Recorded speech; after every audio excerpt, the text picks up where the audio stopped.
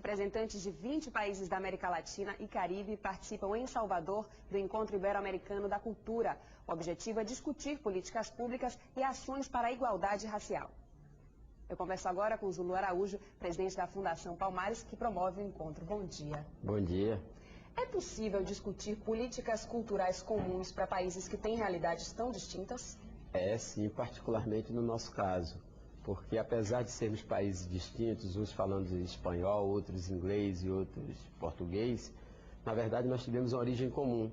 Ou seja, a nossa presença no continente americano se deu por um processo histórico, que todos nós sabemos, dos mais trágicos e dos mais dolorosos, que foi o processo da escravidão.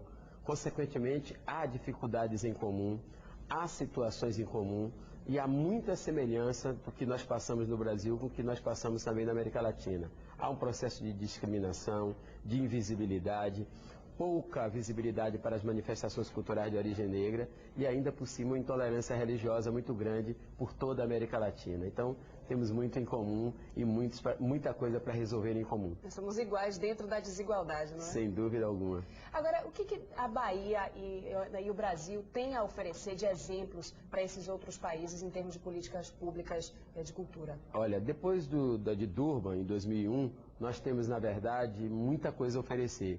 O Brasil foi um dos países que assinou a Declaração de Durban, aquela que dizia que racismo, tráfico de escravos e escravidão era um crime de lesa humanidade. E, a partir daí, adotamos um conjunto de políticas públicas que permitem hoje o Brasil ser uma referência na América Latina e no mundo. Eu vou dar aqui dois exemplos nesse sentido. Primeiro, as cotas raciais e sociais nas universidades. Nós temos hoje aproximadamente 400 mil jovens afrodescendentes no ensino superior no Brasil. Isso é mais jovem no ensino superior do que tivemos de 1808, quando aqui na Bahia foi criada a primeira faculdade de medicina, até o ano de 2003. Ou seja, em 7 anos nós conseguimos superar uma desigualdade de mais de 150 anos. Tem outro dado também, o decreto 4887 do presidente da República, que regulamentou as terras remanescentes de quilombos.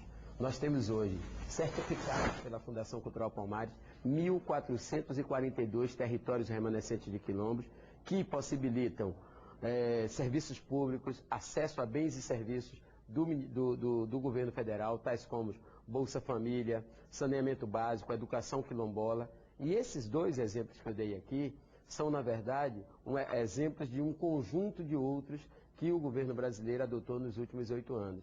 Então, para a América Latina, compartilhar esses exemplos para países que ainda vivem em situação, por incrível que pareça, pior do que a nossa, é muito importante. Nós temos hoje, por exemplo, em Cuba, 30% da população afrodescendente. Nós temos na Colômbia 26% da população afrodescendente. Nós temos no Equador 12%, ou seja, nós representamos na América Latina 150 milhões de pessoas, 30% da população da América Latina. E o Brasil tem uma responsabilidade maior ainda, porque nós representamos 2/3 dessa população, 90 milhões de afrodescendentes. E por que ainda é tão difícil? Por que o preconceito ainda é tão grande, né? Sendo que cada um de nós é diferente, né? Somos todos diferentes. Por que ainda é tão difícil, mesmo com tantos anos, com tantos esforços, para acabar com esse preconceito? Olha, no caso da comunidade negra, tem um dado histórico. Lamentavelmente, nós não somos imigrantes no Brasil. Todas as demais etnias chegaram ao Brasil por vontade própria. Nós não, nós fomos vítimas ao longo de 400 anos de um processo que é considerado crime de lesa humanidade. Primeiro, o tráfico de escravos, ou seja, o tráfico negreiro, e depois a escravidão. O Brasil foi o último país do mundo a acabar com a escravidão. Isso deixa sequelas, isso deixa consequências, isso deixa danos. E são esses danos, na verdade, que nós estamos tentando recuperar, com propostas generosas, com propostas que sejam factíveis de serem realizadas, evidentemente, mas com um objetivo muito claro. Nós consideramos que igualdade é um bem para todos, não é um bem para alguns. Então a igualdade vale para os negros, vale para os brancos, vale para os mestiços.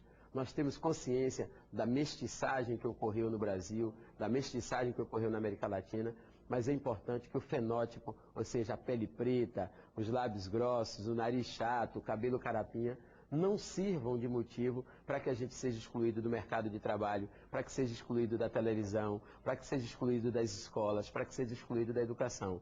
O que nós estamos desejando, através da cultura, é fazer com que todos latino-americanos compreendam que somos todos iguais, independente da cor da pele, da crença que nós tenhamos ou da origem social que porventura cada um tenha. O bom é a gente ver tantos grandes e bons exemplos, porque eles sempre ajudam, né, a acabar com essa dificuldade. Nada melhor do que a cultura, porque a cultura é uma arma que bate e não dói. A cultura é uma coisa, é muito mais fácil a gente convencer o outro pela música, pela dança, pelo teatro, pela literatura, do que pelo mero discurso político. É verdade. Então, nesse caso é isso, ou seja, a gente precisa conhecer a cúmbia colombiana, a gente precisa conhecer a salsa cubana, conhecer a marimba com o Papa Rancon, que está vindo aí, Hugo Candelário, conhecer o samba com Elza Soares, ou seja... E tem boas oportunidades. Boas oportunidades. Hoje no Encontro Ibero-Americano. Muito obrigada. Eu agradeço também, já. Infelizmente o tempo lá ia eu. Mas muito obrigada, tem muitas discussões aí nos próximos dias. Eu muito agradeço. Obrigada, um bom dia. Tá bom, bom dia para você também.